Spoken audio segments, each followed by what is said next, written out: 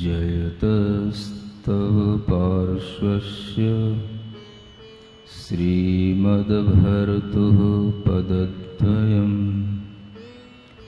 क्षयं दुस्तरपापस्य क्षमं कर्तुं ददज्जयम्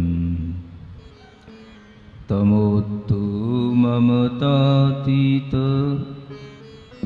ममोत्तममतामृत ततामितमते तात मतातीतमतेऽमृत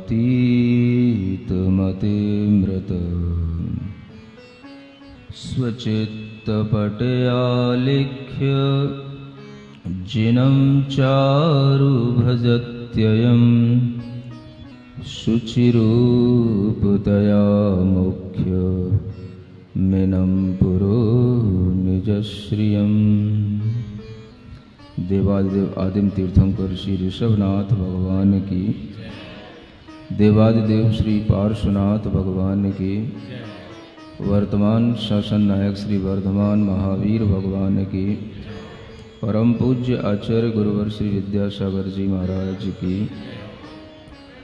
मोह महात्म दलन दिन तप लक्ष्मी भरतार ते पारस परमेश मुझ हो सुमति दातार। वामानंदन कल्पतरु जयो जगत हितकार मुनिजन जाकी आश करी जाचे शिव फल सार जाचे शिव फल सार। पहले 4 अध्याय में आपने जीव तत्व का ज्ञान प्राप्त किया था। 5वें अध्याय में हमें अजीव द्रव्यों का भी ज्ञान मिला, अजीव तत्व का भी ज्ञान मिला। 6वें अध्याय में हमें बताया गया कि आश्रव किन भावों से होते हैं और एक तरह से हमें आश्रव तत्व का उससे ज्ञान मिला। आश्रव होता है तो बंध भी होता है, और बंध में मुख्यतः किन भावों की या किस प्रक्रिया की होती है वो आपको 8वें अध्याय में बताया जाएगा। यहाँ बीच में जब आश्रव की बात आती है तो वह आश्रव हमारे सामने 2 रूपों में आता है, एक शुभ आश्रव और एक अशुभ आश्रव। ये हमने सीखा था। अशुभ आश्रव को रोकना और शुभ आश्रव को प्राप्त करना, ये सबसे पहले हमें करने योग्य कार्य हो जाता है। अगर हम किसी भी तरह से अपने आप को संभालने की कोशिश करते हैं या धर्म के मार्ग पर आगे बढ़ते हैं तो सबसे पहले आपको यही करना होगा कि अशुभ से बचना, शुभ में लगना। शुभ से भी आश्रव होता है, शुभ भी हमारे लिए पुण्य कर्मों का आश्रव कराता है और उससे भी पुण्य कर्मों का बंध होता है।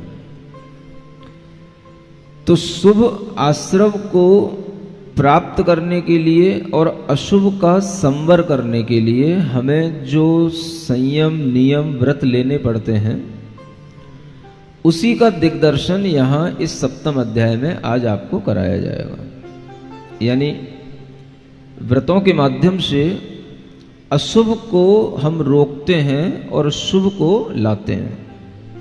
तो हमारे साथ दोनों चीजें हुई, संवर भी हुआ और आश्रव भी हुआ। संवर किसका हुआ? बोलिए। अशुभ का। अशुभ कर्मों का आना रोकना, ये क्या हुआ? संवर हुआ। तो हम इस अध्याय में संवर तत्व भी देखेंगे। व्रतों के माध्यम से वह संवर होता है और व्रतों के माध्यम से पुण्य कर्म का आश्रव भी होता है और साथ में कर्मों की निर्जरा भी होती है। तो एक तरह से यह अध्याय बीच में हमें बहुत सारी चीजें एक साथ समझाएगा, यानी व्रतों के माध्यम से आश्रव भी हो रहा है, संवर भी हो रहा है और निर्जरा भी हो रही है। सुन रहे हैं? आश्रव किसका हो रहा है? शुभ का। निर्जरा किसकी हो रही है? अशुभ की। संवर किसका हो रहा है? अशुभ का। और ये सब किसके माध्यम से हो रहा है?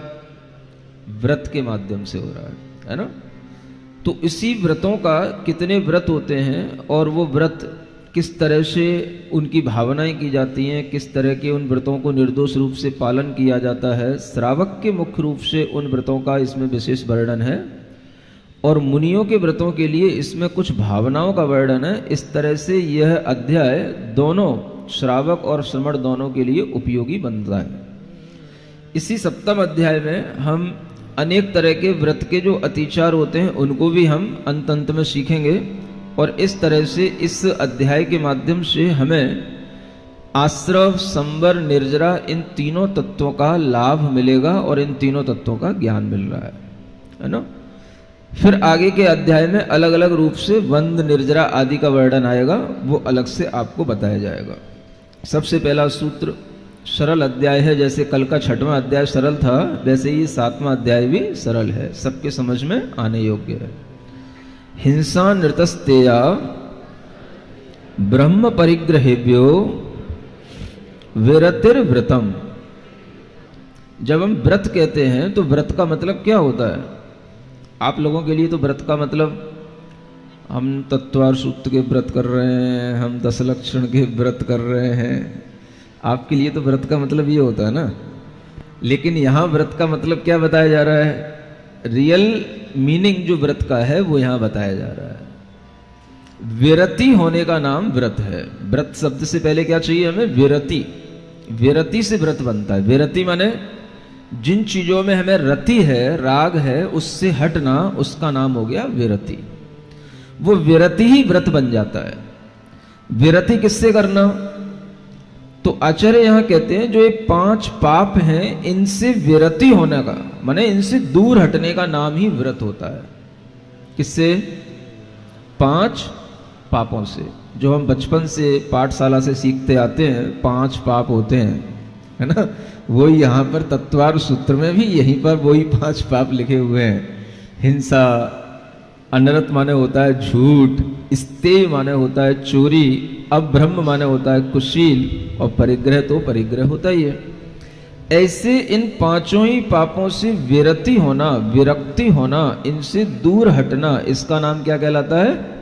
व्रत कहलाता है। तो समझें व्रत का मतलब क्या हुआ? 5 पापों से दूर होना।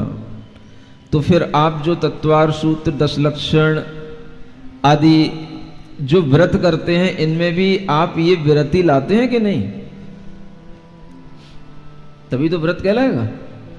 तो व्रत का मतलब इसी के साथ चलता है। अगर आप कोई भी व्रत कर रहे हैं तो इसका मतलब क्या है कि उन दिनों में आप इन 5 पापों से अपने को दूर कर रहे हैं, तो वो व्रत कहलाता है ना?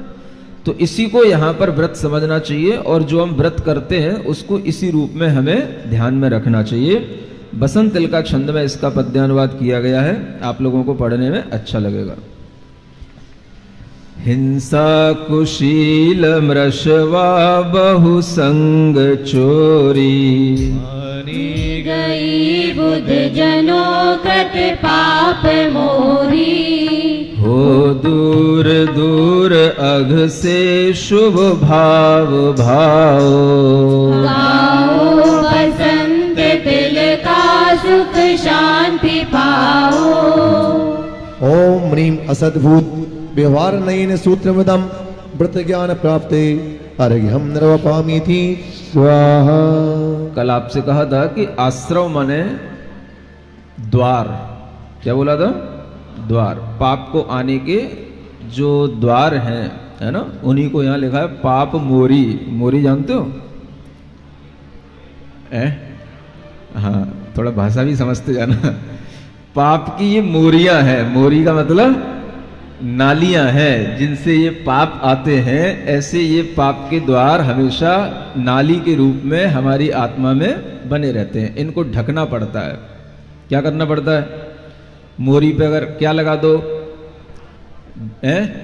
हाँ, कुछ डांट लगा दो, ईंट रख दो, ढक दो, तो क्या होता है? उससे जो गंदा पानी आ रहा होता है वो आना रुक जाता है। उसी का नाम है संवर।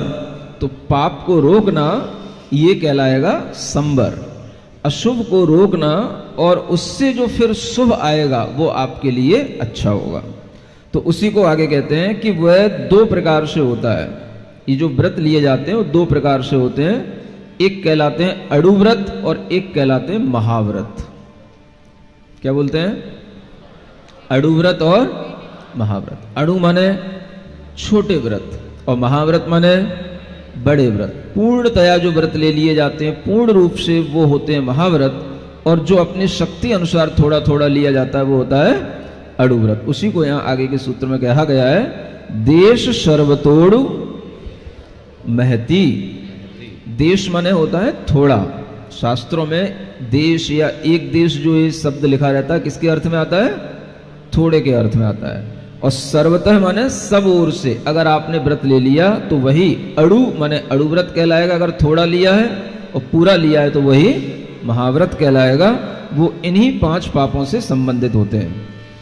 जो एक देश अग छोड़ व्रती बना है, वही हुआ व्रती मद तो मना है। जो सर्व देश अग छोड़ व्रती बने हैं, वो है महान महते व्रत में सने हैं। ओम नीम विकल्पनेन सूत्रमदम अणुव्रत महाव्रत प्राप्ते अर्घ्यम नर्वपामीति स्वाहा। अब इन व्रतों को अच्छा बनाए रखने के लिए जो व्रत लिए गए हैं कुछ भावना की जाती है, है ना। और एक एक व्रत की यहाँ पर 5-5 भावना बताई जाएंगी। कितनी? 5-5 प्रत्येक व्रत की। माने उन भावनाओं के माध्यम से व्रतों को सुदृढ़ बनाया जाता है।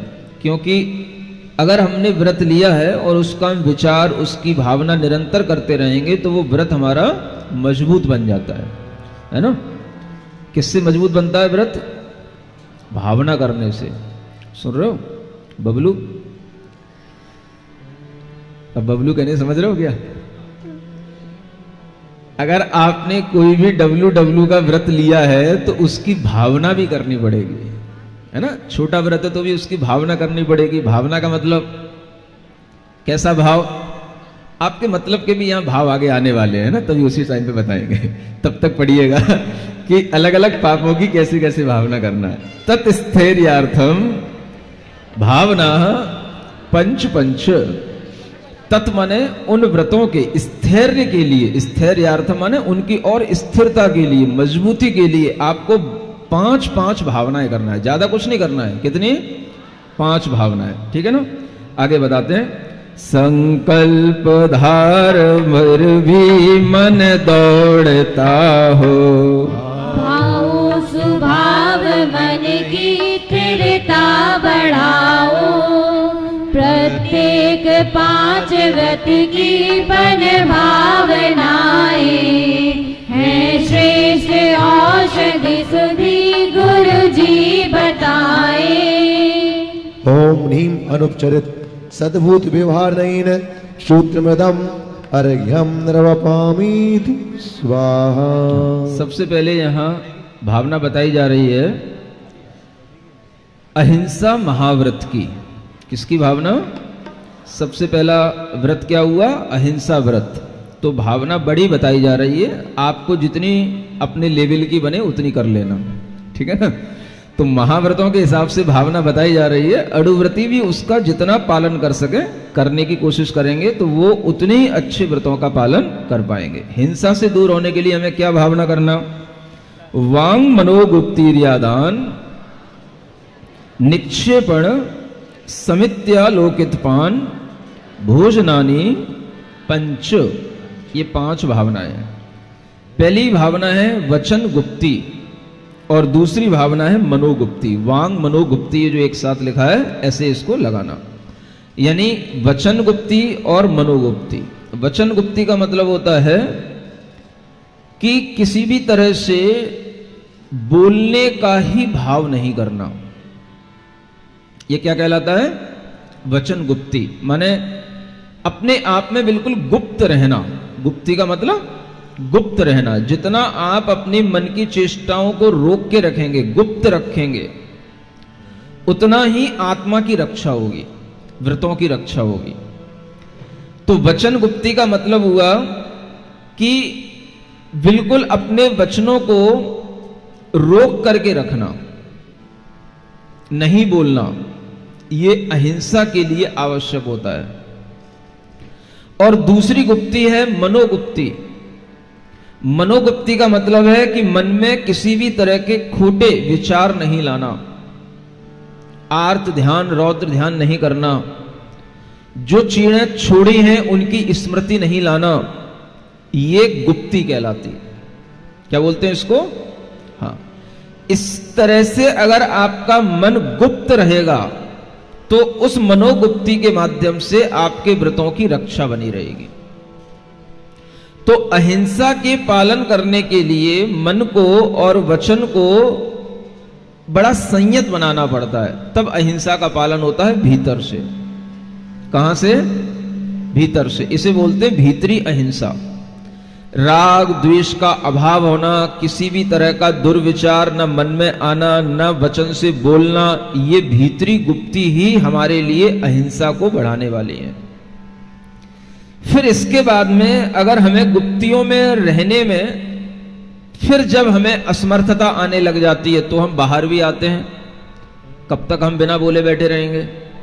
कब तक हम अपने मन को गुप्त करके रखेंगे? हमें कुछ सोचना भी पड़ेगा, बोलना भी पड़ेगा, प्रवृत्ति करनी भी पड़ेगी। तो आचार्य कहते हैं करना, लेकिन समितियों से करना। किससे करना? समिति। समिति का मतलब आपकी समितियां नहीं, जो पंचायतों की समितियां होती हैं, समाजों की समितियां होती हैं। समिति से मतलब यहां पर है समीचीन प्रवृत्ति का नाम है समिति। समिति का मतलब क्या हुआ? समीचीन माने सही ढंग से प्रवृत्ति करना, सावधानी से प्रवृत्ति करने को समिति कहा जाता है। किससे? सावधानी से।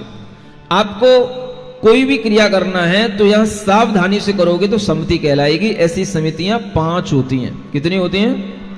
उनमें से अहिंसा के लिए यहां लिखा गया है ईर्ष्या समिति और आदान निक्षेपण समिति। इन 2 समितियों का पालन करना, विशेष रूप से इन पर ध्यान देना। ईर्ष्या समिति का मतलब होता है चलते हुए सावधानी पूर्वक चलना, देख करके चलना। ये ईर्ष्या समिति कहलाती है। इससे क्या होगा? अहिंसा का पालन होगा। आपने अगर अहिंसा अणु व्रत भी लिया है तो भी आप देख करके चलना सीख सकते हैं।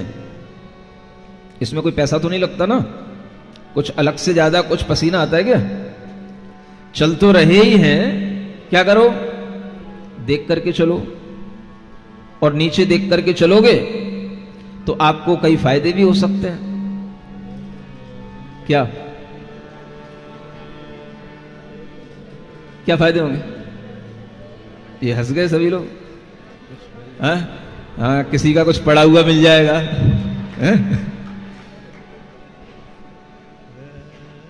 नीचे देख करके अगर चलते हैं तो उसके कई फायदे होते हैं, लेकिन वो फायदे भी आपको यहां पर आगे बताया जाएगा। अगर पड़ा हुआ मिल भी गया तो जेब में नहीं रखना है, वो आगे बताया जाएगा।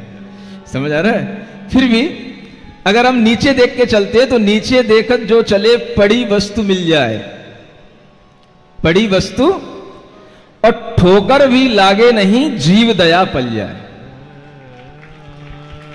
समझ आया?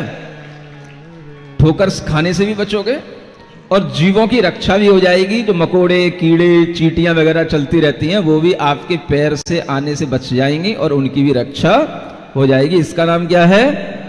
ईर्या समिति। तो इसका भी पालन यथोचित किया जा सकता है। आदान निक्षेपण समिति, आदान माने होता है ग्रहण करना और निक्षेपण होता है रखना। हम किसी भी चीज को उठाते हैं, रखते हैं, देख करके उठाएं और देख करके रखें।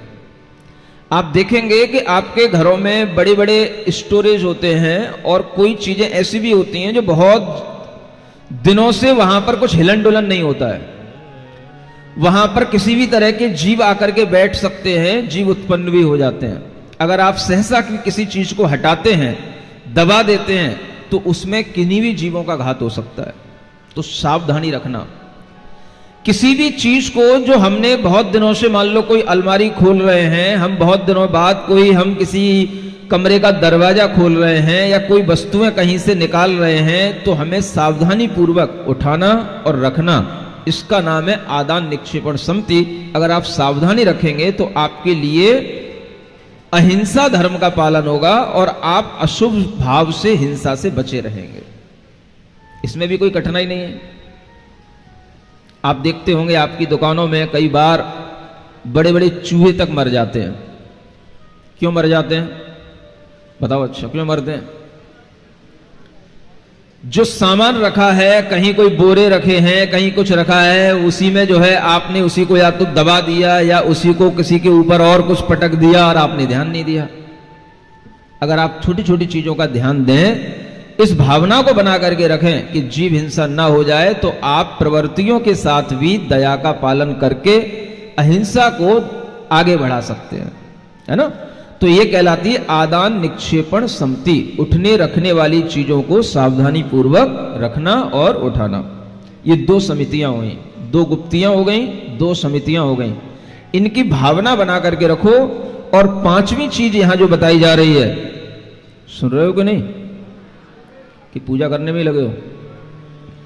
आलोकित पान भोजन। क्या कहा जा रहा है? आलोक में भोजन और पान करना। आलोक का मतलब प्रकाश, प्रकाश का मतलब लाइट, लाइट का मतलब कौन सी लाइट? CFL की लाइट नहीं, सनलाइट। कौन सी लाइट? हाँ, मतलब कि सूर्य के प्रकाश में अगर आप भोजन पान करेंगे तो आपके लिए जीव दया का पालन होगा। आप अहिंसा को बढ़ाने वाले होंगे और आपके अंदर अहिंसा आएगी। समझ रहे हैं? ये 5 भावनाएं हैं अहिंसा को मजबूत बनाने की। अब हम देखें कि हम इन 5 भावनाओं में कहां पर कितना अपना मन लगा सकते हैं और कितना हम इनका अनुसरण कर सकते हैं। गोप्ती सदा वचन की मन की बना के, बूढ़े खबाल चलते रखते उठाते, आलोक तेज रवि हो तब खान पान, ये 5 भाव हरि व्रत युक्त मान। ओम ह्रीं अनुपचरित सद्भूत व्यवहार नयन सूत्रमदम अहिंसा व्रत भाव ज्ञान प्राप्ति अर्घ्यम नर्वपामीति स्वाहा। दूसरा व्रत कौन सा? सत्य व्रत। कौन सा? हाँ, उसकी भावनाएं ये 5 पढ़ते हैं। क्रोध, लोभ, भीरुत्व, हास्य, प्रत्याख्याना, न्यनुवीचि, भाषणम च पंच। ये 5 भावनाएं। क्या करना? अगर आप सत्य बोलने की भावना करते हैं तो सबसे पहले आपको बीच में एक शब्द आया प्रत्याख्यान। प्रत्याख्यान माने होता है त्याग, और उससे पहले जितनी चीजें आई हैं उन सब चीजों को आपको प्रत्याख्यान करना है, माने त्याग करना है। क्रोध का प्रत्याख्यान, यानी अगर आप सत्य बोलने की भावना करते हैं तो क्रोधित होकर के ना बोलें। समझ आ रहा? कई बार आप बोलते रहो मैं जो बोल रहा हूं बहुत सत्य बोल रहा हूं, तुम सुन नहीं रहे हो, बड़े गुस्से में बोलते हो ना, तो वो क्रोध के साथ बोलोगे तो वो सत्य नहीं कहलाएगा। सत्य को भी शांति से बोलो ना। अगर आपको सत्य भी बोलना है तो आपको गुस्सा करने की क्या जरूरत है? सत्य के लिए भी क्रोध का त्याग होना चाहिए, तभी वो सत्य सत्य जैसा लगेगा। अन्यथा व्यक्ति ये समझेगा ये गुस्से में बोल रहा है, माने द्वेष के साथ बोल रहा है, इसका उससे द्वेष है इसलिए ये उससे ऐसा कह रहा है या ऐसा बोल रहा है, तो ये द्वेष इसका आपसी होगा, हमें क्या करना है इससे।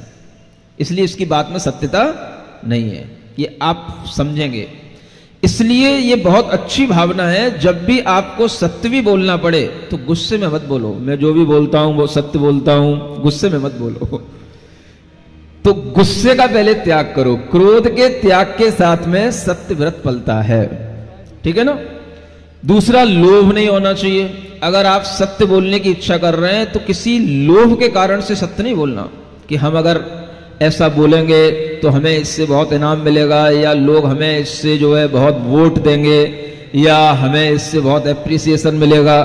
इस तरीके से लोभ के माध्यम से सत्य नहीं बोलना। सत्य आप बोलो, किसी भी प्रकार से बोलो, लेकिन लोभ के बिना बोलो। तो सत्य के लिए ये दोनों चीजों का त्याग। तीसरा, भीरुता का त्याग। किसका? भीरुता माने डरपोक प्रवृत्ति का त्याग। भीरुता माने क्या होता है? डरना।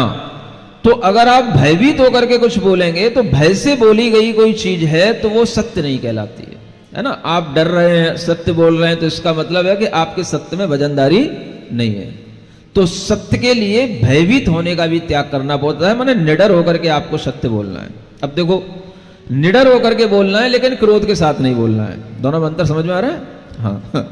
तो यहां पर आपको बहुत कुछ अच्छा बनाने के तरीके बताए जा रहे हैं। अगर आप ये तरीके सीखेंगे तो आप एक अच्छे लीडर बन सकेंगे। क्या सुन रहे हो? एक अच्छे वक्ता बन सकेंगे। आपको कभी भी अगर बोलने का भाव आता है तो इस तरह से अपनी बात को प्रस्तुत करें कि बात में कोई भी डर ना हो, हमें कोई उससे लोभ ना हो कि इससे लोग जो है हमारे लिए बहुत ज्यादा प्रशंसा करेंगे या हम इससे बहुत अच्छे माने जाएंगे। ऐसी कोई बात नहीं। आप सत्य बोलें, निडरता से बोलें, लेकिन क्रोध के साथ न बोलें। तो ये बहुत अच्छे हमें तरीके सिखाए जा रहे हैं। और चौथा तरीका, उसमें हास्य भी ना हो। क्या ना हो? हाँ, क्योंकि कई बार जब हास्य ज्यादा होता है तो लोग सत्य से बेखबर होते हैं। नहीं समझे? हास्य के साथ में सत्य नहीं हो। हास्य अगर होगा सत्य के साथ में तो लोग समझेंगे कि केवल हंसी मजाक ही कर रहे हैं, इसमें कोई सत्यता की बात नहीं है।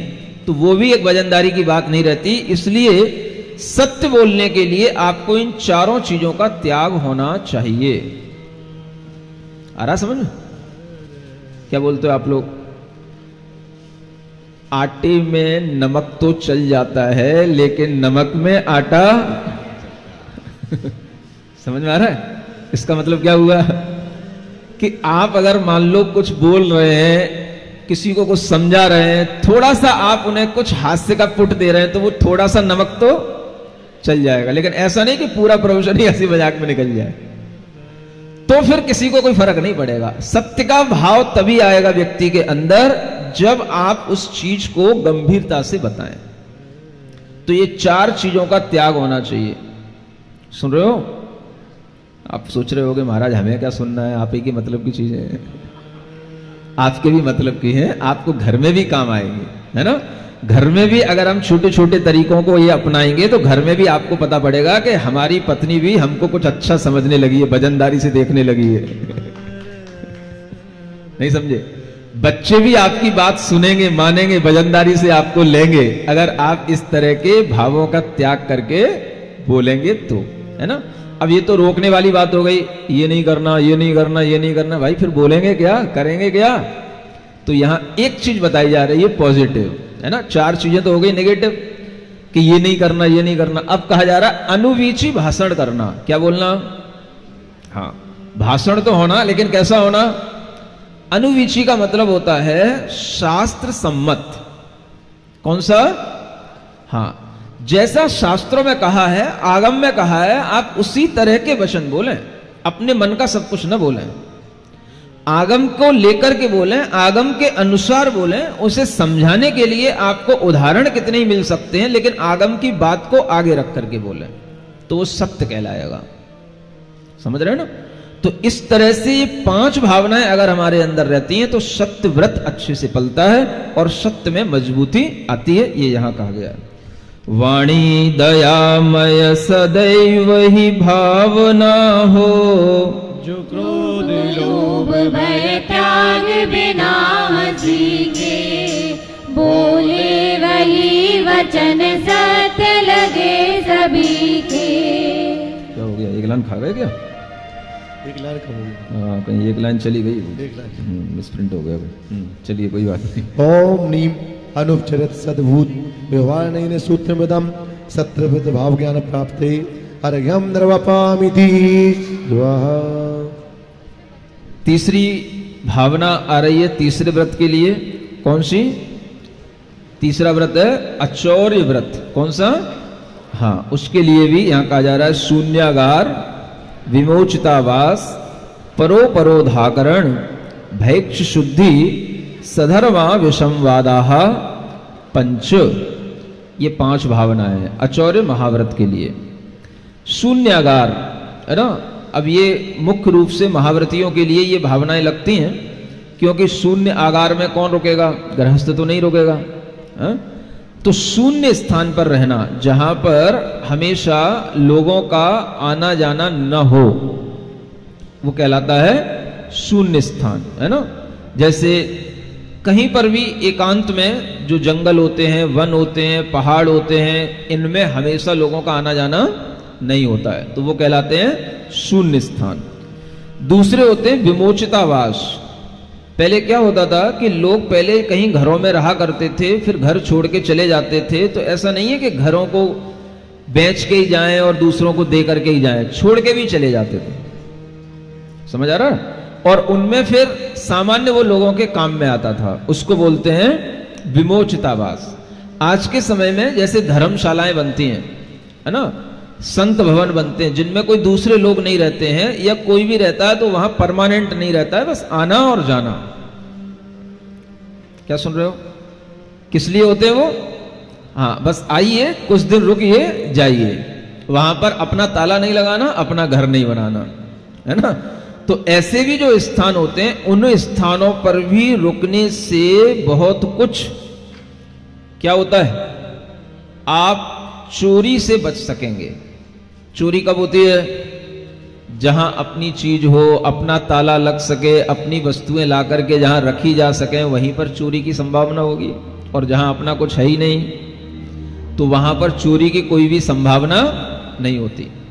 तो अचौर्य व्रत का पालन करने के लिए ऐसे स्थानों पर रहना जहां पर कोई शून्य स्थान हो, या किसी के द्वारा छोड़ा हुआ हो, या किसी एक व्यक्ति की वहां पर कोई मालकियत न हो, उसको बोलेंगे विमोचितावास।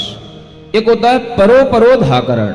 आप कहीं पर रुके, लेकिन रुकने वाले स्थान पर भी आपको कोई वहां से मना ना करे। कुछ सार्वजनिक स्थान भी होते हैं, लेकिन फिर भी वहां पर कोई मना ना करे, है ना। कई बार सार्वजनिक रास्ते होते हैं, फिर भी लोग मना करते हैं, इस रास्ते से मत जाइए, तो मत जाइए।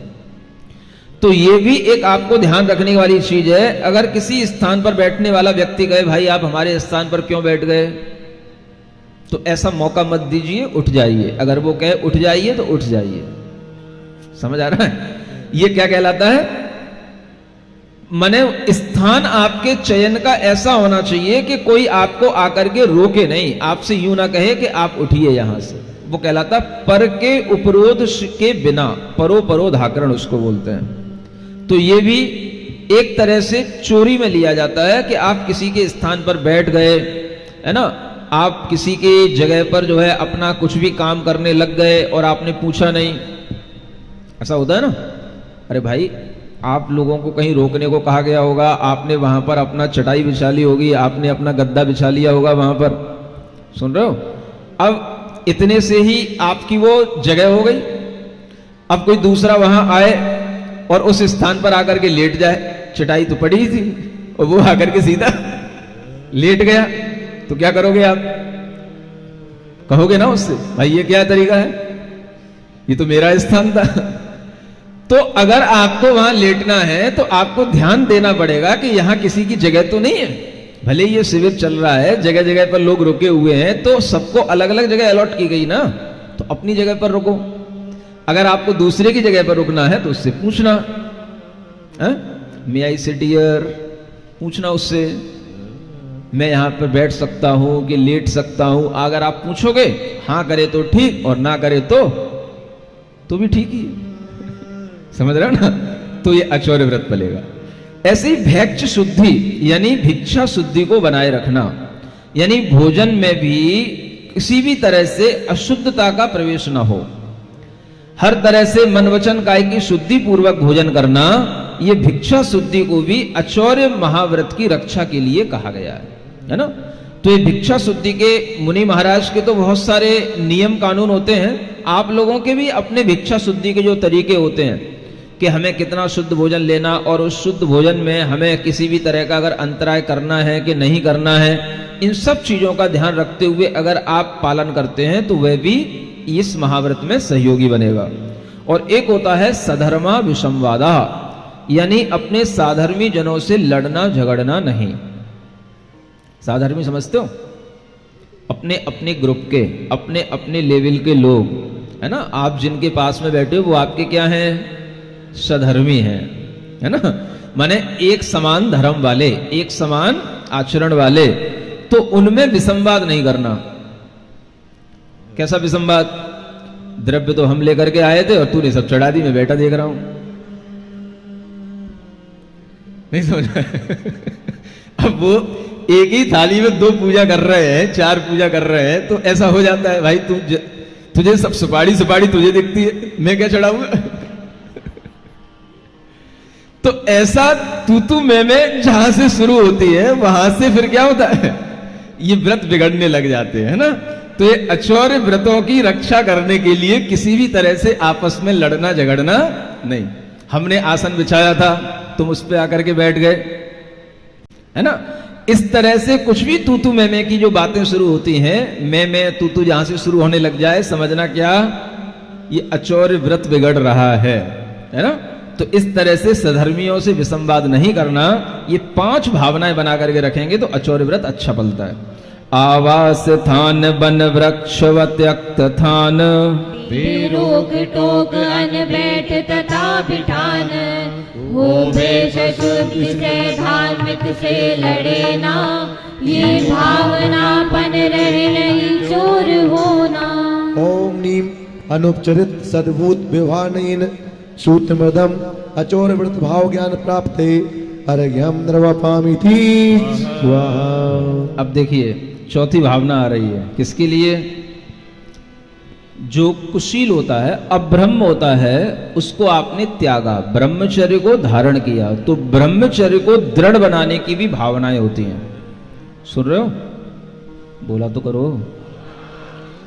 ऐसा तो नहीं है कि हमारे मतलब की कोई चीजें नहीं है, ऐसा लग रहा है क्या आपको? तो फिर मैं ही पढ़ लूंगा अकेले में, तो मैं क्यों सुनाऊं फिर ये सब चीजें, हैं?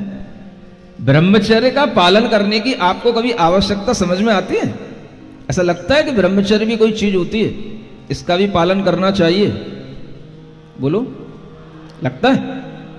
नहीं लगता?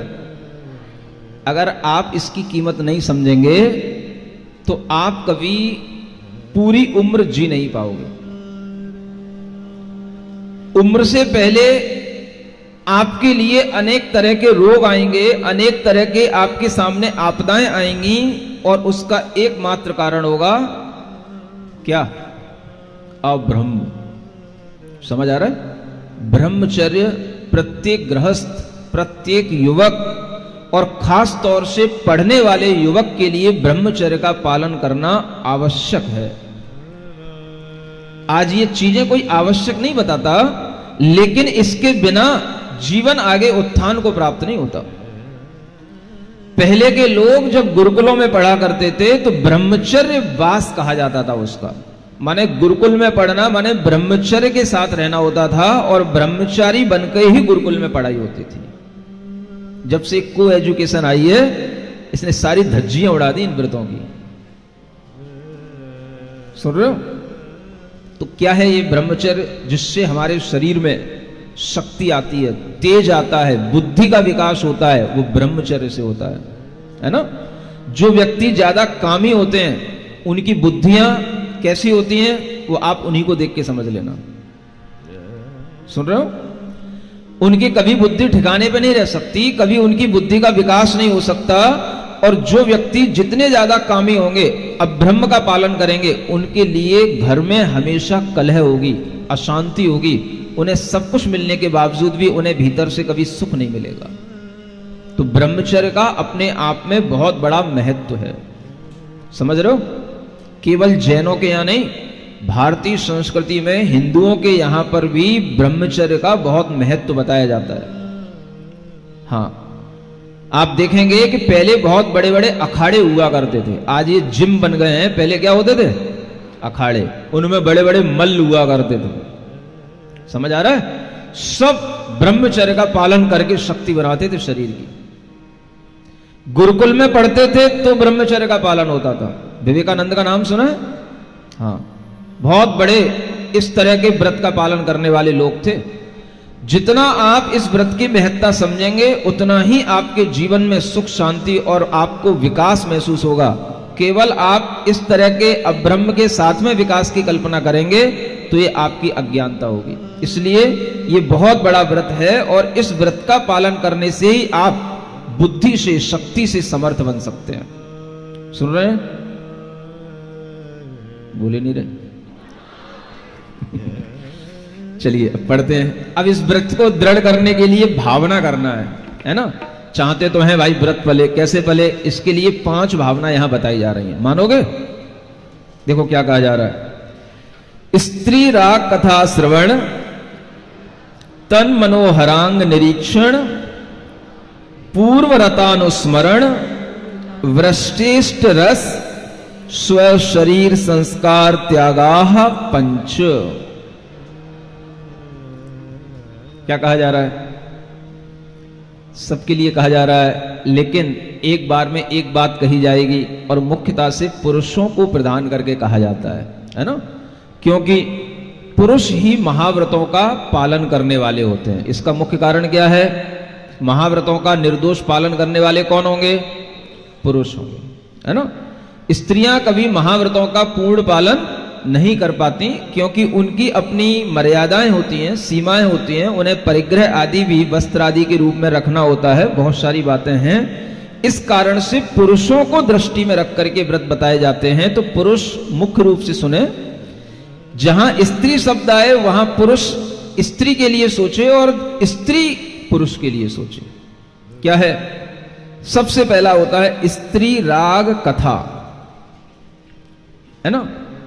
अगर हमने ब्रह्मचर्य का पालन करने का नियम लिया है तो स्त्री संबंधी राग को बढ़ाने वाली जो कथाएं हैं उनमें अपना मन नहीं लगाना। कैसी कथाएं? कोई व्यक्ति किसी स्त्री की प्रशंसा करने लग गया, उसके रूप सौंदर्य की प्रशंसा करने लग गया, तो आप भी उसमें और शुरू हो गए। समझ आ रहा? तीसरा आया तो वो और कुछ बताने लग गया, तो ऐसे वो कथा बढ़ते बढ़ते पुराण बन गई। तो ऐसा नहीं करना। जैसे ही वो कथा शुरू हो, आपको लगे कि ये स्त्री की कथा है, स्त्री को राग बढ़ाने वाली चीजें हैं, तो ऐसी कथाओं को हमें नहीं कहना। और श्रवण माने नहीं सुनना। कहोगे तो भी राग उत्पन्न होगा, ब्रह्मचर्य में दृढ़ता नहीं आएगी। और सुनने में मन लगाओगे तो भी उनसे राग उत्पन्न होगा, तो भी उसमें दृढ़ता नहीं आएगी। ये पुरुषों के लिए कहा जा रहा है। ठीक इसी तरह से स्त्री पुरुषों के संबंध में करेंगे तो उनके लिए भी व्रत का पालन होगा। दूसरा, कथा श्रवण, ये दूसरा भावना हो गई। तन मनोहरांग निरीक्षण, है ना? उनके शरीर को निरीक्षण करना माने देखना। जैसा आज सुबह कहा रहा था, एक देखना होता है और एक निरीक्षण करना। निरीक्षण का मतलब है? हाँ, अब आप सीख गए। निरीक्षण का मतलब हाँ, ताकना, माने बहुत टकटकी लगा करके आंखें फाड़ फाड़ करके देखना, इसको बोलते हैं निरीक्षण। सुन रहे हो? सुनो, सीखो, कोई बातें नहीं। अपनी चेष्टाओं को समझो, देखो हम क्या करते हैं, क्या हमें करना चाहिए। ये सब जब तक नहीं सीखोगे तब तक आपको कुछ भी गुण और दोषों की जानकारियां नहीं होंगी, है ना? ये सीखना जरूरी है। ये शिक्षा का एक चैप्टर होना चाहिए।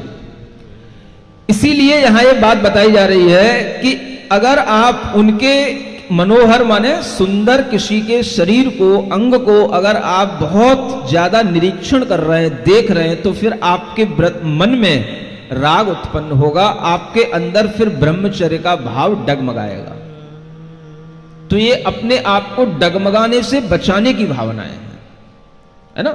स्त्रियां भी देखती हैं पुरुष के शरीर को, ऐसी बात नहीं है कि पुरुष में कोई सुंदरता नहीं होती है, लेकिन कोई भी तरीका हो, अगर किसी को भी ब्रह्मचर्य का पालन करना है तो इस तरह से हमें नहीं देखना। ये अपने आप में एक जो कंट्रोल है, यही ब्रह्मचर्य की दृढ़ता के लिए आवश्यक है। सुने समझे लोग, जो लोग ब्रह्मचर्य का पालन करने की इच्छा करते हैं, वो लोग इन भावनाओं को प्रतिदिन भाएं। 5 भावनाएं हैं, 5 बार इन भावनाओं को प्रतिदिन भाएं कि हमें ऐसा भाव रहे, और हम फिर भी न कितना कर पाए न कर पाए ये अलग बात है, लेकिन अगर आप भाते रहेंगे तो आपके अंदर बल भी आता रहेगा, आप उन भावनाओं के अनुसार कर भी पाएंगे। ये तरीका बताया जा रहा है। तो आपके लिए ये तीसरी भावना है, शरीर को राग की दृष्टि से नहीं देखना। उसके आगे कहा जा रहा है पूर्व रतानुस्मरण। आपने अगर पहले कभी कोई काम भोग किए हैं तो उसका बार बार स्मरण नहीं लाना। ये स्मृति भी आपको ब्रह्मचर्य से दूर कर देगी, क्योंकि जैसे ही आपको इन चीजों के ख्याल आएंगे तो वो ख्याल ही आपको फिर आपके भावों को बिगाड़ देगा, और फिर आप वही करने लगेंगे जो आप पहले किए थे। तो इतना कंट्रोल ऑफ माइंड चाहिए पड़ता है, तब ब्रह्मचर्य का पालन होता है। समझ रहे हैं? पूर्व में अगर हमने कुछ किया है तो उसको बार बार स्मरण में नहीं लाना। पूर्व रता, पूर्व की रति का अनुस्मरण माने स्मरण नहीं करना, ये ब्रह्मचर्य को व्रत की भावना है। और फिर आगे कहा जा रहा है वृस्य इष्ट रस का त्याग करना, है ना। एक वृस्य रस, ऐसे रस होते हैं, रस का मतलब होता है ऐसे भोज्य पदार्थ जिनको खाने से अनेक तरह की कामोत्तेजनाएं बढ़ती हैं, वो वृस्य रस कहलाते हैं, है ना।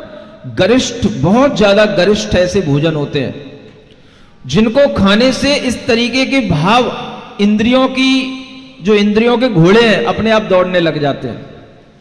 ऐसे वृस्य भोजन का त्याग करना होता है। समझ रहे हो ना? जैसे बताओ, कुछ बताओ आप लोग है? किसकी? हाँ देखो क्या बता रहे हैं, उड़द की दाल है? हाँ,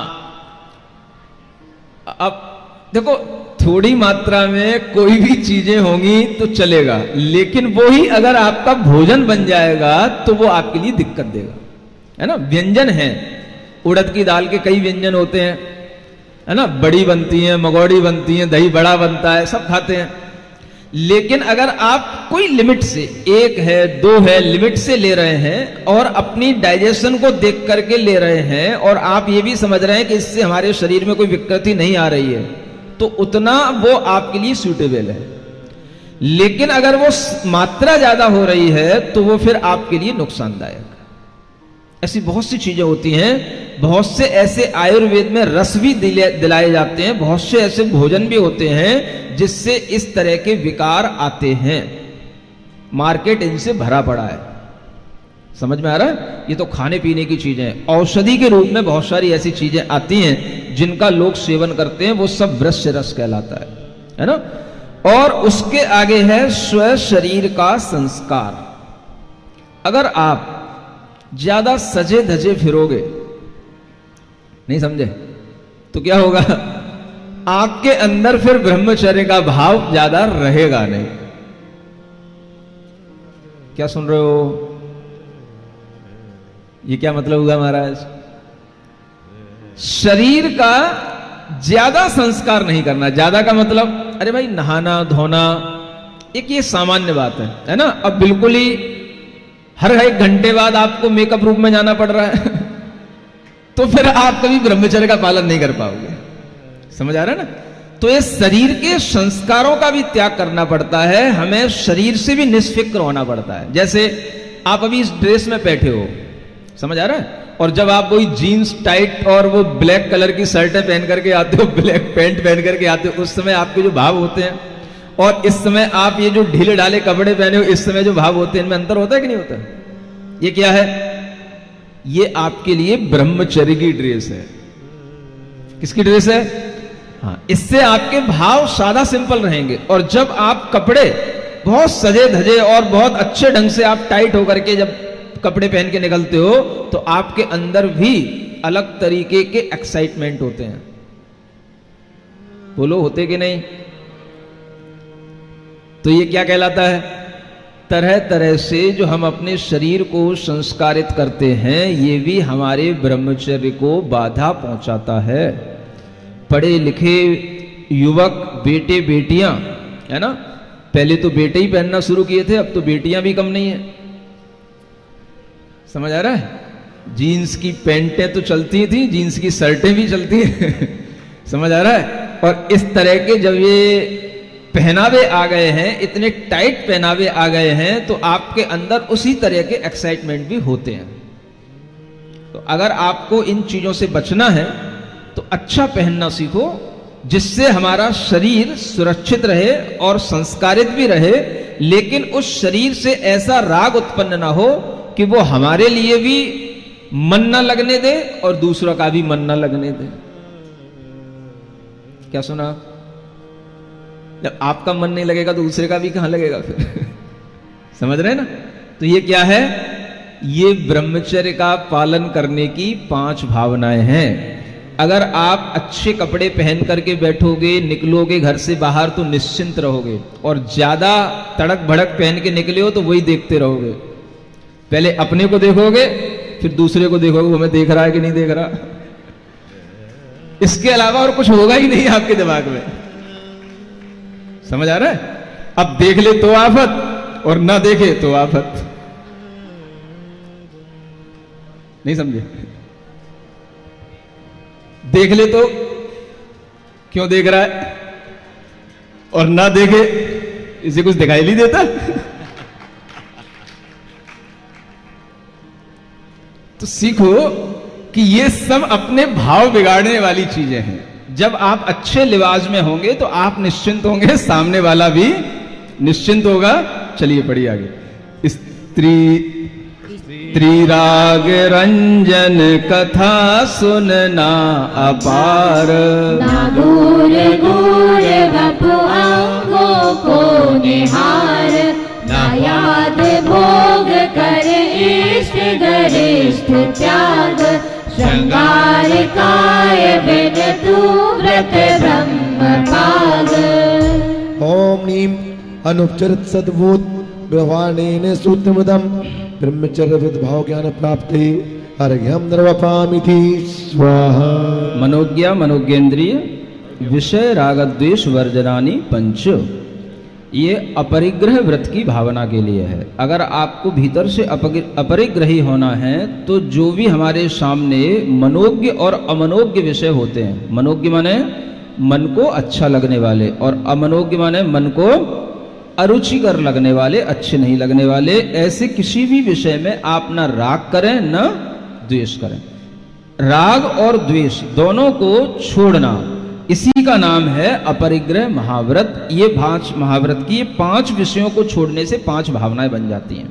इंद्रियों के विषय कितने हैं? 5। तो उन 5 ही विषयों में राग द्वेष नहीं करने से 5 व्रत की 5 भावनाएं हो जाती हैं। चलिए। जो अक्ष के विषय 5 ही आँच माने, ना राग भाव मन लामन जो सुहाने, अच्छी लगे न मन वस्तु न द्वेष ठाने, भाव ठोस व्रत पंचम ओसयाने। ओम नीम अनुपचरित सद्भूत व्यवहारेण सूत्रमदम अपरिग्रह व्रत भाव ज्ञान प्राप्ते अर्घ्यम निर्वपामिति स्वाहा। हिंसा दुष्व्यहा मुत्रा पाया वद्य दर्शनम, है ना।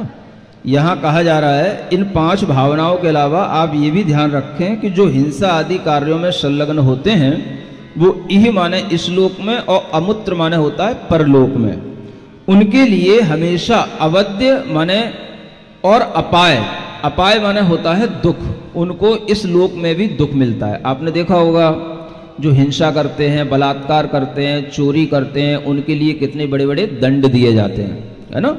तो ये उनको अपने पाप का फल यहां पर भी देखने को मिलता है और परलोक में भी उनकी दुर्गति होती है। तो दोनों तरह से उन्हें इस लोक और परलोक में कष्ट उठाना पड़ता है। इसलिए इन 5 व्रतों का पालन करने का मन बनाना चाहिए, है ना। इसलिए कहा गया था, ये WW वाली जो बात है वो इसीलिए कही थी, समय पे आपको बताई जाएगी। इस सूत्र के अनुसार देखें, और आगे का भी एक सूत्र है वो भी यही कह रहा है कि आप अपने आप को अगर इस तरह से संभालेंगे तो इस लोक में भी आप अच्छे पाएंगे, अपने आप को सुखी पाएंगे और आगे भी आपको सुख मिलेगा। खोटे कुकर्म त्रसरासित पाप वाले, होते दुखी जगत में गति कोई पाले, निंदा करी जग सभी अपमान दीती,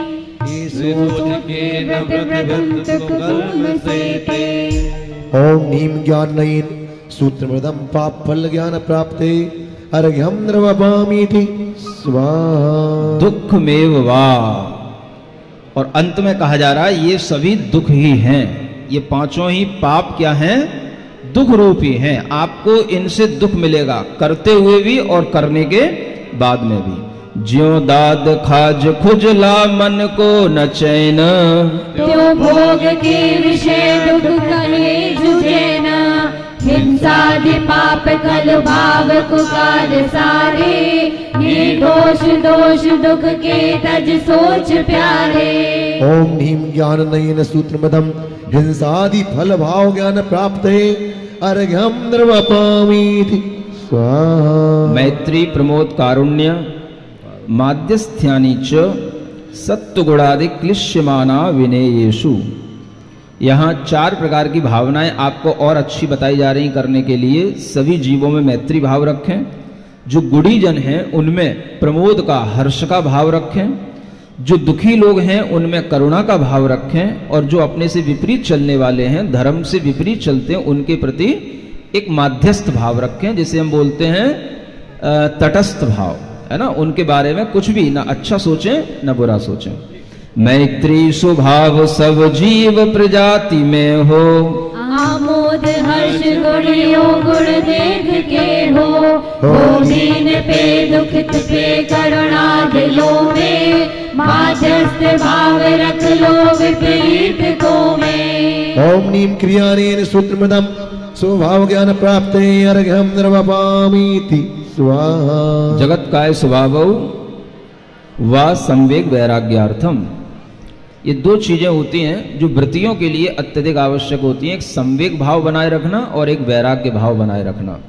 संवेग का मतलब होता है पाप से डरते रहना, संसार से डरते रहना। तो आचार्य कहते हैं अगर आप संसार के स्वभाव का चिंतन करते रहेंगे तो संसार से डरे रहेंगे, और अगर आप अपने को काय के स्वभाव का, शरीर के स्वभाव का चिंतन करेंगे तो आपके अंदर वैराग्य बना रहेगा। ये 2 चीजों की वृद्धि के लिए 2 भावनाएं यहाँ अलग से बताई गई।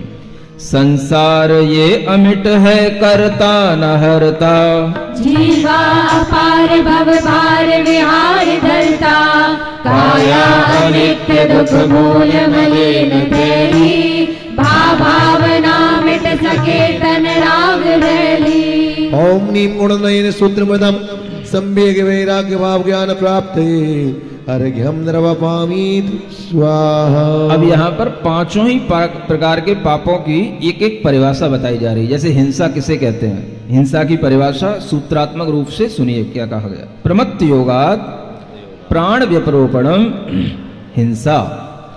प्रमाद के योग से माने असावधानी से जो दूसरे के प्राणों का व्यपरोपण माने मिटना, हटना या नष्ट होना होगा, उसको हिंसा कहा गया। तो 2 चीजें हैं, आपके भीतर अगर असावधानी है तो वहीं से हिंसा शुरू होती है, और फिर दूसरे का जो घात आप करेंगे वो भी हिंसा के लिए कारण बनेगा। तो इस तरह से प्रमाद के योग से जो दूसरे प्राणियों की हम वध करते हैं या दूसरे प्राणियों के लिए घात पहुंचता है, उसी का नाम हिंसा कहलाता है। जो देख भाल चलते तजते प्रमाद, तो बंध पाप नहीं प्राण फलाय पाद। रागादि भाव से प्राण वियोग हिंसा, अध्यात्म आत्म शुभ भाव सही अहिंसा। ओम निमुपचरित असद्भूत विवरणेन सूत्रमृतम हिंसा ज्ञान प्राप्ते अर्घ्यम निर्वपामीति स्वाहा। दूसरा असत्य किसे कहते हैं? असद अभिधान मनृतम, जो असत्य माने शोभनी नहीं है, ऐसे वचन जो आप बोलते हैं वो असत्य कहलाते हैं, है ना। वस्तु असत्य कथनी करना विधान, प्राण पीड़न अकारण झूठ बान। माना यही दुख सच पाप द्वार। ज्ञानी गुरु कह रहे चल सत्य धार। ओम निमुपचरित असद्भूत विवरणेन सूत्रमृतम मनृत ज्ञान प्राप्ते अर्घ्यम निर्वपामीति स्वाहा। अदत्ता दानम स्तेयम, स्ते माने चोरी किसे कहते हैं? बिना दी हुई किसी की चीज को ग्रहण करना, है ना, इसका नाम क्या है? चोरी है। रखी पड़ी गिर गई यदि अन्य वस्तु, छूटे नहीं भले कीमत लाख अस्तु। ना भावई मन भले उसको उठा लूं, हस्ते मात सहपात प्रशस्त पालू। ओम निमुपचरित असद्भूत विवरणेन सूत्रमृतम अनृत ज्ञान प्राप्ते अर्घ्यम निर्वपामीति स्वाहा। मैथुन अब्रह्म, ये अब्रह्म कहलाता है। मैथुन की क्रिया ही अब्रह्म कहलाती है ना। जो दो के बीच में संयोगज भाव होता है उसी को मैथुन कहा जाता है, उसी को यहाँ अब्रह्म कहा गया है। रागादि भाव युत मैथुन भाव लाता, नारी तथा नर मिले रति को सजाता। जो शील को गुण को व्रत ब्रह्म खाते, ऐसा कुशील बुद्ध त्याग सुधाम पाते।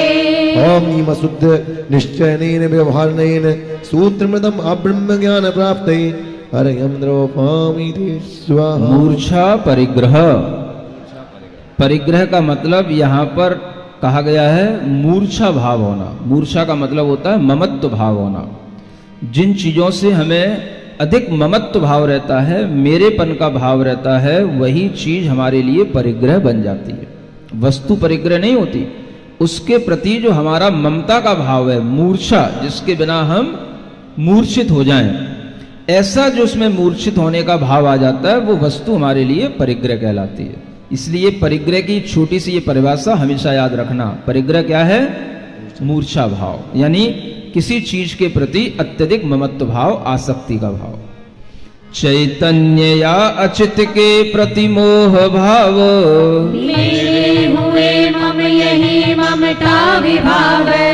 संकल्प है निकलता भव पाप मूल, मिटू मिटे अधमता दुख शूल भूल।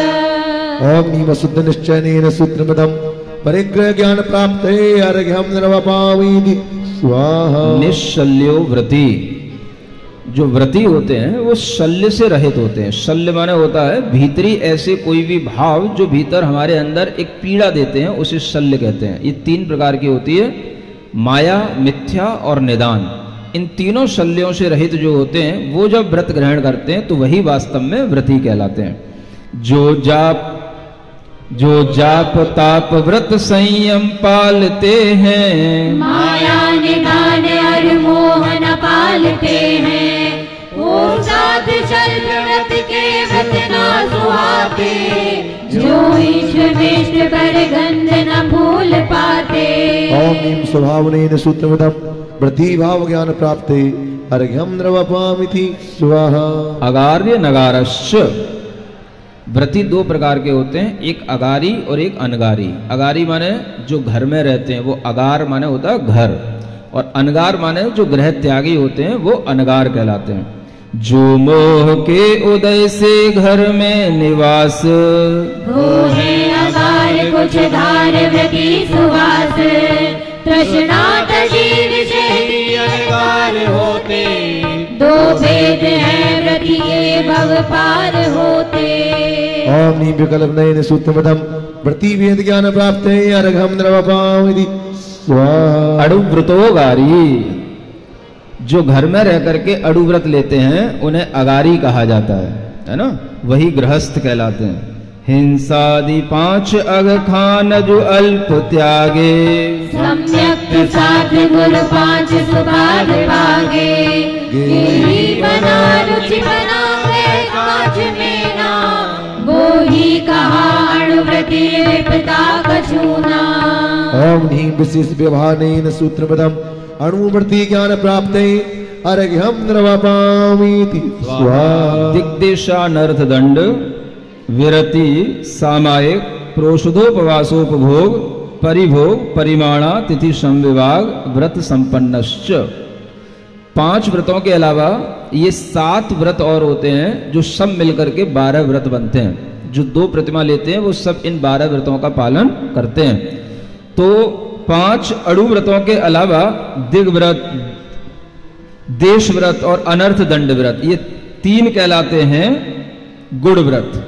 इसके आगे सामायिक प्रोषधोपवास भोगोपभोग परिमाण व्रत और अतिथि संविभाग व्रत, ये 4 कहलाते शिक्षा व्रत। इन सब के बारे में भी आपको जानकारी अन्य अन्य ग्रंथों से मिलेगी, यहां उनके केवल अतिचार बताए जाएंगे। सीमा दिशा दिग्व्रती 10 को बनाता, ग्रामादिले नियम देश व्रति कहाता। पापादि काज सब त्याग अनर्थ दंड, ये 3 से अनुव्रति गुण वृद्धि मंड। एकाग्र योग धर सामयिकी सुधारो, आहार त्याग कर भोजन वास धारे। भोगोपभोग परिसीमित पाठ दान, शिक्षा व्रति कर रहे सिंहिये प्रदान। ओम नीम विशेष व्यवहारेण सूत्रमृतम गुणवृत्तादि ज्ञान प्राप्त अर्घ्यम द्रवपामिति स्वाहा। मारणांतकीम सल्लेखनाम जोशिता, जो व्रती होते हैं उनके लिए ये भी एक अच्छा आवश्यक नियम होता है कि वो मरण जब अंत में आए तो सल्लेखना को भी प्रीति पूर्वक स्वीकार करें। किसको? सल्लेखना को। जोशिता माने होता है प्रीति पूर्वक। प्रीति पूर्वक का मतलब अपने मन से इच्छा पूर्वक सल्लेखना को स्वीकार करें और उसको करें। इस तरह का व्रत भी सल्लेखना व्रत कहलाता है, जो सभी व्रतियों के लिए आवश्यक माना गया। तैयार हूं मरण को भय है न चिंता, काया कषाय शिथिली कर दे हंता। ही गए सुरत को भले चाहे, देहांत के समय में गुरु बोध चाहे। ओम नीम संश्लेषित अनुपचरित असद्भूत व्यवहार नयन सूत्रमदम सल्लेखना ज्ञान प्राप्त अर्घ्यम द्रवपामिति स्वाहा। शंका कांक्षा विचिकित्सान्य दृष्टि प्रशंसा संस्तवाह सम्यक दृष्टे रतिचाराह। ये जितने भी व्रत होते हैं सम्यक दर्शन पूर्वक लिए जाते हैं, और सम्यक दर्शन भी अपने आप में एक व्रत है, उसको भी निरतिचार पालन करना चाहिए। यहां पर अब सभी व्रतों के 5-5 अतिचार बताए जाएंगे। कितने? हाँ, सभी 12 ही व्रतों के 5-5 अतिचार बताए जाएंगे। उससे पहले सम्यक दर्शन के अतिचार बताए जा रहे हैं। अतिचार माने होता है दोष। तो वह दोष यहां बताए जा रहे हैं कि अगर आपने जीवादि 7 तत्वों का श्रद्धान किया है तो अब कोई शंका नहीं करना, नो डाउट। इसका नाम क्या है? निशंक अंक का पालन करना। कांक्षा माने अब संसार के विषय भोगों की आकांक्षाएं नहीं रखना। विचिकित्सा माने किसी भी तरह से अपने अंदर अब गुड़ी जनों को देख करके गिलानी के भाव नहीं लाना। जो अन्य दृष्टि वाले मिथ्या दृष्टि लोग हैं उनकी प्रशंसा नहीं करना और उनके गुणगान नहीं गाना। ये अगर आप करेंगे तो सम्यक दर्शन का निर्दोष रूप से पालन करते रहेंगे। संदेह तत्व मन में भव सौख्य कांक्षा, वादेव के धर्म से मन में जुगुप्सा। वह संस्तुति मत जो अन्य करे प्रशंसा, सम्यक दोष बन के निर्धार हंसा।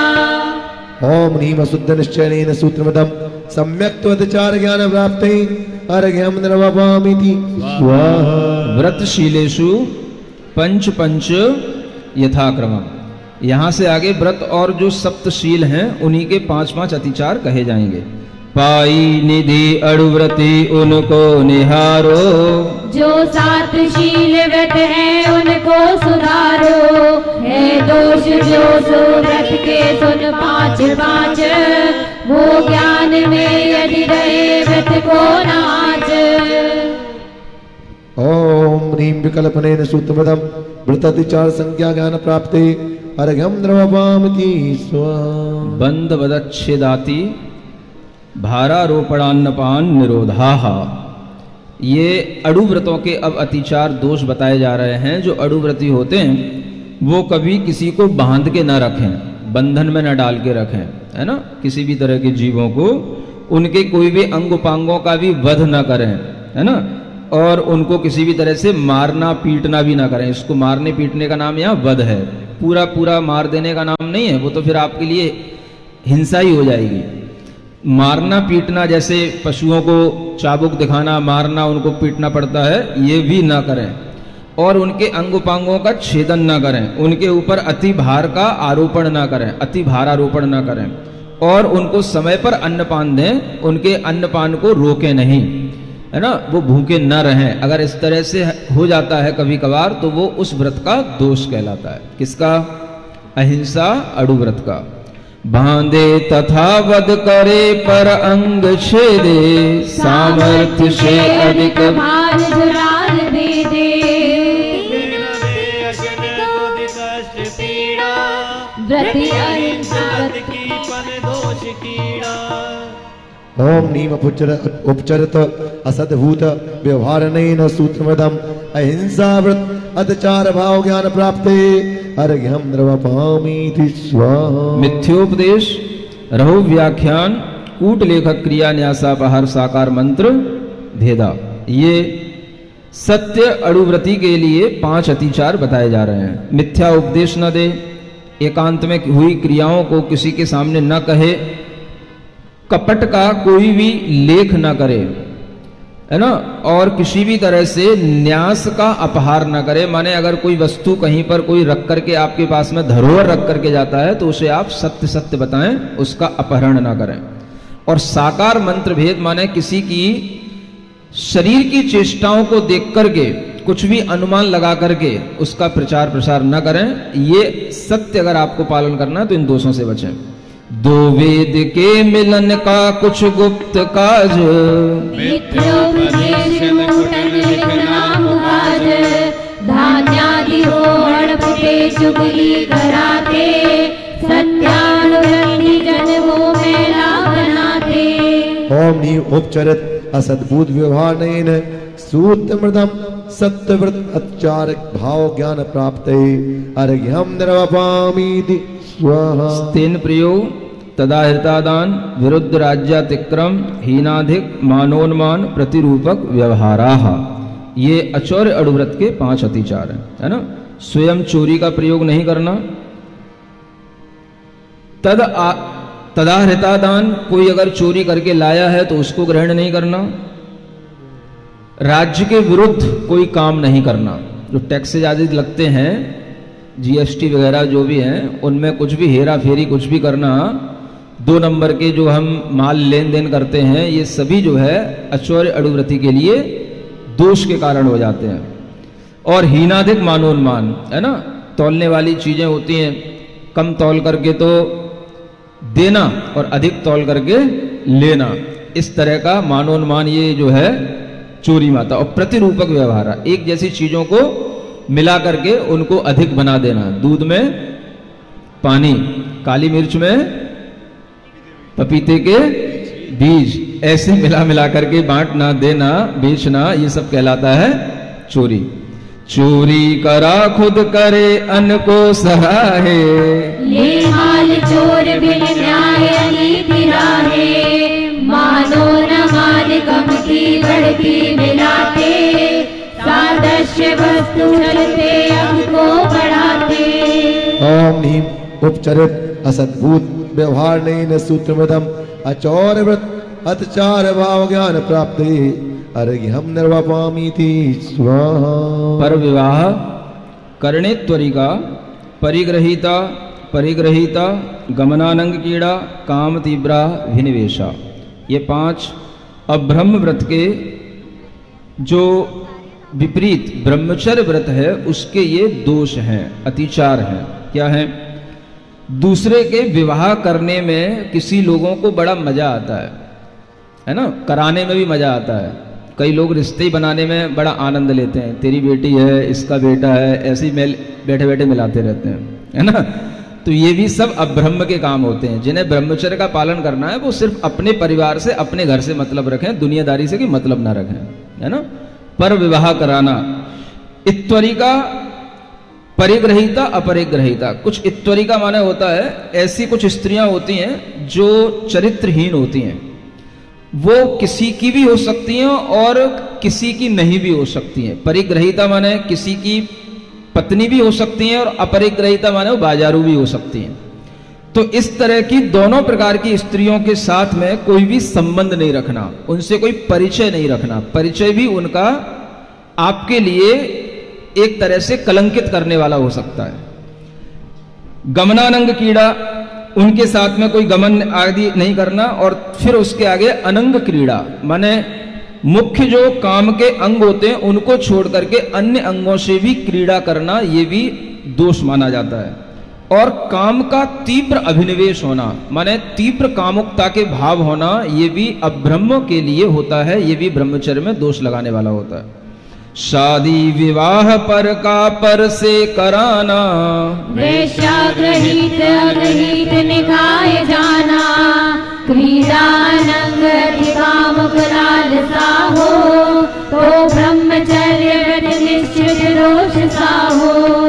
ओम नियुपचरत सद्भूत व्यवहारेण सूत्रमदम व्रत ब्रह्म व्रत चार भाव ज्ञान प्राप्त अर्घ्यं निर्वापयामीति स्वाहा। क्षेत्र वास्तु हिरण्य सुवर्ण धन धान्य दासी दास कुप्य भांड प्रमाणा तिक्रमाहा, ये परिग्रह जो है उसका जब हम अतिक्रमण कर देते हैं, जो हमने परिग्रह की सीमा बनाई है, तो हमारे अपरिग्रह अड़ुव्रत में भी दोष लगते हैं। उसके लिए यहाँ कहा गया वास्तु हिरण्य धन धान्य व कुप्य भांड, दासी सुवर्ण अर्घेत वदास शान, भोगोपभोग परिणाम व्रता विचार, त्यागो कहे सुगुरु जोड़ता। ओम नीम स्वजाति उपचरत प्रजाति उपचरत असद्भूत व्यवहारेण सूत्रमदम अपरिग्रह व्रत अतिचार भाव ज्ञान प्राप्ते अर्घ्यं निर्वापयामीति स्वाहा। ऊर्ध्वाधस्तिर्यग व्यतिक्रम क्षेत्र वृद्धि स्मृत्यंतरा धानानी, ये दिग्व्रत कहलाते हैं। जो आगे गुणव्रत बताए थे उन दिग्व्रतों में ऊर्ध्व अधः और तिर्यक जो हमने मर्यादा बना ली जाती हैं दिशाओं की, उसको हमने अतिक्रमण किया माने उसको लांघ दिया, या हमने क्षेत्र की वृद्धि कर ली, या हमने जो सीमाएं बनाई थी उसकी हमें स्मृति नहीं रही, तो हमने कुछ का कुछ भी गमन कर लिया या वहां तक अपना व्यापार कर लिया। तो ये सभी दिग्व्रत के 5 अतिचार कहलाते हैं।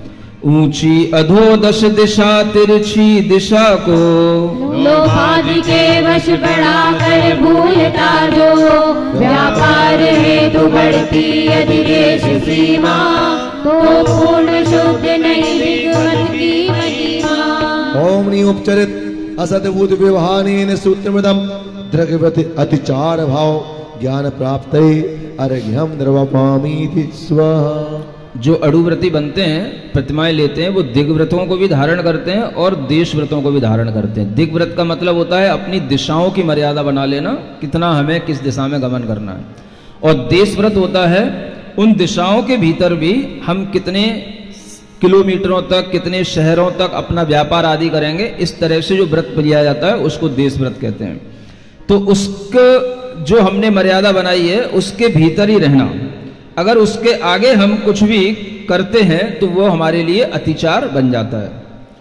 सूत्र आनयन प्रेष्य प्रयोग शब्द रूपानुपात पुद्गलक क्षेपाहा, वस्तु रही परिधि बाहर वो बुलाना, भेजे कभी पुरुष वा आवाज देना, रूपानुपात करते कुछ भेद देते, वो देश वृत्ति व्रत में अतिचार लेते। ओम नियोपचरत असद्भुत व्यवहार नयन सूत्र मृदम देशवृत अतिचार भाव ज्ञान प्राप्त अर्घ्यम निर्वपामीति स्वाहा। कंदर्प कौतकुच्च मौखर्या समीक्षाधिकरणोपभोग परिभोगा नर्थक ज्ञानी, ये अनर्थ दंड व्रत होते हैं 5, उनके ये अतिचार बताए गए हैं, है ना। ये कंदर्प कहलाता है एक तरह से हास्य मिश्रित कुचेष्टाएं करना, और कौतकुच्च कहलाता है उसी हास्य और कुचेष्टाओं के साथ में तरह तरह की बकवास भी करना, और मौखर्य कहलाता है अत्यधिक बोलना, असमीक्ष अधिकरण कहलाता है बिना प्रयोजन बहुत चीजें अपने पास में रखना। इस तरह से ये सभी जो है अनर्थ दंड व्रत के अतिचार बन जाते हैं। राग आदि हास्य अति साथ ही भंड बोले, चेष्टा कुचेष्टन से अतिभ्रष्ट बोले, सोचे बिना अधिक कार्य वस्तु कार्य, अनर्थ दंड व्रत दोष लघो सखारे।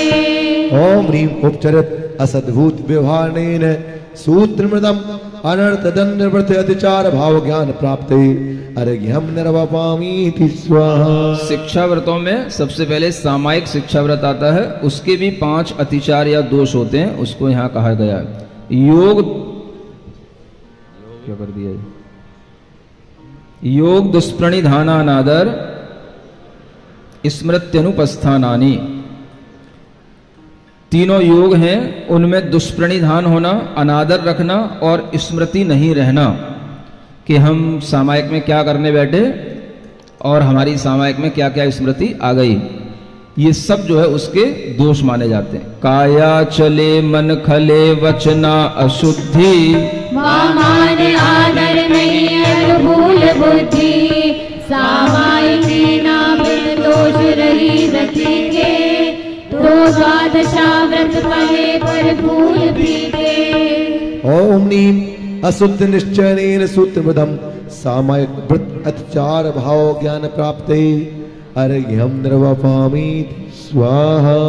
अप्रत्यवेक्षिता प्रमार्जितोत्सर्गादान संस्तरोपक्रमणानादर स्मृत्यनुपस्थानानि, ये प्रोषदोपवास व्रत के अतिचार माने जाते हैं। ज्यादातर क्या होता है, जब आप लोग उपवास करते हैं तो उपवास करने के बाद में दूसरे दिन या उसी दिन शरीर में शक्ति सी नहीं रहती, तो उसके कारण से बहुत तरह के प्रमाद होते हैं, है ना। बिना देखे हुए प्रमार्जित किए हुए, है ना, उत्सर्ग करना, यानी कि अपने शरीर का भी जो मल मूत्र इत्यादि होता है उसको भी बिना देखे हुए कहीं पर भी छोड़ देना, ये भी दोष माना जाता है। कोई भी चीजें हम जो ग्रहण कर रहे हैं, वस्तुएं उठा रख रहे हैं, उनको भी बिना देखे सोते भाई अब आंखें ही नहीं खुल रही हैं, इतना शरीर में लाचारी हो रही है कि खड़े ही नहीं हुआ जा रहा है, तो क्या देखें क्या करें, तो ये दोष माना जाता है ना। अपने संस्तर माने बिस्तर वगैरह हैं, उनको भी देखा भाली नहीं की और वैसे ही जो है पैरों से उठा करके वैसे ही घड़ी करके पटक दिए तो ये सब क्या होता है, ये जो आलस्य के साथ ये सब चीजें होती हैं, ये सब आपने प्रोषक तो किया लेकिन ये उसके दोष माने जाएंगे। उपक्रमण, अनादर भाव आ रहा है ना, कोई भी क्रियाएं आप कर रहे हैं, ना उपदेश सुनने में मन लग रहा है, ना पूजा करने में मन लग रहा है? अब कमजोरी तो आ ही रही है, तो वो जो है आपके अंदर किसी भी चीज में जो आदर नहीं आ रहा है, ये भी उसका फिर दोष कहलाएगा, अनादर। और स्मृति भी आपकी कहीं की कहीं चली गई है, ध्यान ही नहीं रहा कि भाई हमें कब कौन सा आवश्यक करना था, कब कौन सी क्रिया करनी थी, अब जो हो गई सो हो गई, ना हुई सो ना हुई, जैसे तैसे उपवास हो गया। तो इस तरह की जो वृत्ति होती है ये दोष कारक होती है। पूजादि वस्तु गहता पट को बिछाता, मूत्रादि त्याग लखशोध बिना गिराता, भूलत नित्य काज, तो प्रोषाधान शन में व्रत दोष राज। ओम नियोपचरत असद्भुत व्यवहारेण सूत्रमृतम प्रोषद व्रत अतिचार ज्ञान भाव ज्ञान प्राप्त अर्घ्यम निर्वपामीति स्वाहा। सचित्त संबंध सम्मिश्रा विषव धूपक्वाहारा, ये भोगोपभोग परिमाण व्रत के दोष बताए गए हैं। सचित्त चीजों के संबंध से, उनके मिश्रण से, और अभिशव भोजन, वही जो वृक्ष भोज होता है उसको, और दुपक्व कहते हैं जो बार बार पकाया जाता है भोजन, वो भी दोष कारक हो जाता है। तो इन सब प्रकार के आहारों से बचना चाहिए। आहार जो सचित चित्त मिला हुआ हो, संबंध हो सचित का वृष भोजवा हो, दुष्पक्व भोजन तथा करना व्रती को, भोगोपभोग परिमाण सदोषता को। ओम नि उपचरित असद्भूत व्यवहारेण सूत्रमृतम भोगो भोग वृत्ति अतिचार भाव ज्ञान प्राप्ते अर्घ्यम निर्वापामीति स्वाहा। सचित्त निक्षेपा पिदान पर व्यपदेश मात्सर्य कालातिक्रमः। अतिथि संविभाग व्रत के 5 दोष हैं। आप मुनियों को दान देते हैं, साधुओं के लिए दान देते हैं, आहार दान इत्यादि करते हैं, तो उसमें भी इस तरह के दोष लग जाते हैं कि जैसे सचित्त पर रखी हुई चीज, माने जो चीज सचित्त है, जीवों से सहित है, ऐसे कोई भी हरित वस्तु है, मान लो, है ना, कोई भी फल है हरित, कोई भी, जैसे पहले तो लोगों के यहाँ पर ये पत्तों के दौने वगैरह भी रहा करते थे, तो इस तरीके की कोई भी सचित्त वस्तुएं हैं या हरित फल वगैरह हैं, तो उन पर भी कोई चीज रखी हुई हो तो वो साधु को देने योग्य नहीं होती है। लेकिन आप जल्दी में दे देते हो, या कोई चीज रखने को ना मिली, आपने उस पर रख दिया और फिर बाद में वही चीज साधु को दे दी, तो वो दोषकारक होती है। सचित्त से कोई चीज ढकी भी हुई नहीं होनी चाहिए। सचित्त चीजों से कोई भी वस्तु ढकी हुई भी आहार में नहीं देना चाहिए साधु को। और पर व्यपदेश माने दूसरे का माल अपने को नहीं देना चाहिए। पर व्यपदेश का मतलब आहार दूसरे का है, आप सिर्फ देने पहुंच गए, है ना, या आपने किसी नौकर आदि से उसको दिलवा दिया, तो ये भी पर व्यपदेश कहलाता है। स्वयं के द्वारा स्वयं का ही दान होता है, पर व्यपदेश नाम का ये दोष आहार का कहलाता है।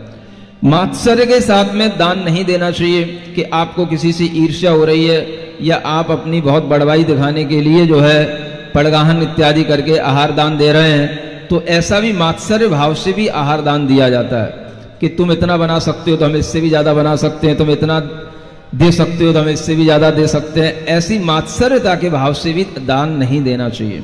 और काल का अतिक्रमण नहीं करना चाहिए, माने समय पर ही साधु को आहार देना चाहिए। साधु के आहार का भी समय होता है, और समय पर जो चीज देनी चाहिए वो उसी समय देनी चाहिए।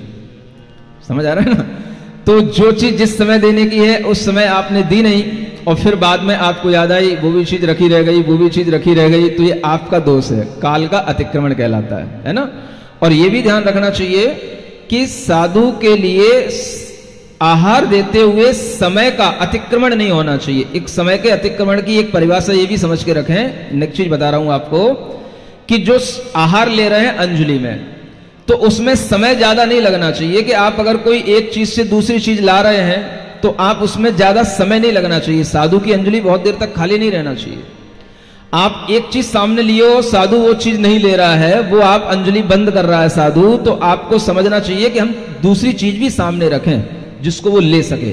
अब वो चीज वापस जाएगी, तब दूसरी चीज वापस आएगी, और वो भी उसके लिए लेना हो या ना लेना हो, तो फिर कब तक इंतजार करेगा साधु? तो फिर साधु बैठ जाएगा। समझ आ रहा है? तो काल का अतिक्रम ये भी कहलाता है। जस्ट बात क्या इसके लिया जा सकता है उसकी तैयारी पहले से रखना, पहले से ही वो चीज सामने होना। अगर कोई चीज लेकर के आ रहा है तो उसको बीच में रोकना नहीं। ये भाई ये मत चला, ये मत चला, ये मत दे। क्या पता साधु को वही लेना हो, बगल में खड़ा हुआ व्यक्ति मना कर रहा है, साधु को वही लेना है। तो ऐसी स्थिति में भी काल बहुत निकल सकता है। ये काल का अतिक्रम कहलाता है ना। तो ये सब चीजें एक अच्छा जो श्रावक होता है वो ध्यान में रखता है। जो नए नए श्रावक होते हैं उन्हें कुछ भी पता होता नहीं है।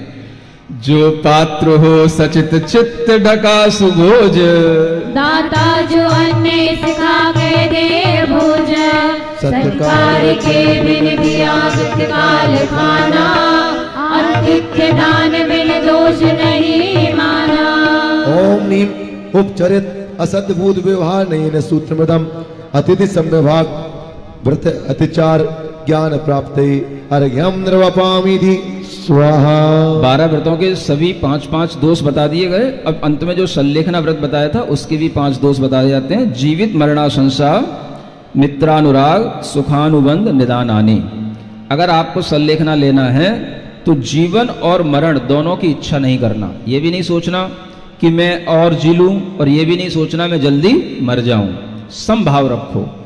मित्रों से अनुराग नहीं होना चाहिए मरण के समय पर कि हमारी भाई ये पुराने लोग थे, पुराने मित्र थे, इनके साथ हम खेले कूदे थे, इनको एक बार मिला दो, एक बार इनसे बातचीत कर लें, मरना तो है ही है, शरीर तो छोड़ना ही है। तो ऐसा कुछ भी विचार उस सल्लेखना के समय पर नहीं लाना। और कोई भी सुख का अनुबंध नहीं करना, है ना, कि हमें इस तरह का सुख मिलना चाहिए, ऐसी हमारे सामने चीजें होनी चाहिए, ऐसे सुख का अनुबंध नहीं करना। और निदान भी नहीं करना कि हमारे इस सल्लेखना से आगे हम ऐसे चक्रवर्ती बन जाएं कि हम स्वर्ग के देवता बन जाएं। कुछ नहीं, आप अपना काम कीजिए, आगे भोगों की कोई आकांक्षा मत कीजिए। इच्छा की जीवित रहूं मर जाए आज, भूले जो संग में मित्र भूल काज, जो बार बार कर याद निदान चाह, सल्लेखना नियम से बिगड़े गुराह। ओम नीम शुद्ध निश्चयेन सूक्तमृतम सल्लेखना व्रत अतिचार ज्ञान प्राप्त अर्घ्यम निर्वपामी थी स्वाहा। अंत में एक दान की परिभाषा बताई जा रही। दान किसे कहते हैं? अनुग्रहार्थम स्वस्यात् सर्वो दानम। अनुग्रह के लिए, दूसरों के ऊपर उपकार करने के लिए स्व का माने, स्व माने होता है धन मुख्य रूप से, उस धन का अतिसर्ग माने त्याग करना, जिससे कि दूसरों का उपकार हो। तो दूसरों के उपकार के लिए धन आदि का जो त्याग किया जाता है उसी को दान कहते हैं। दाता वही जो निज का धन दान देते, लेते ही पुण्य सुख को निज हाथ लेते, कल्याण हो सब भावना हो, वो दान बीज फलता वट वृक्ष सा हो।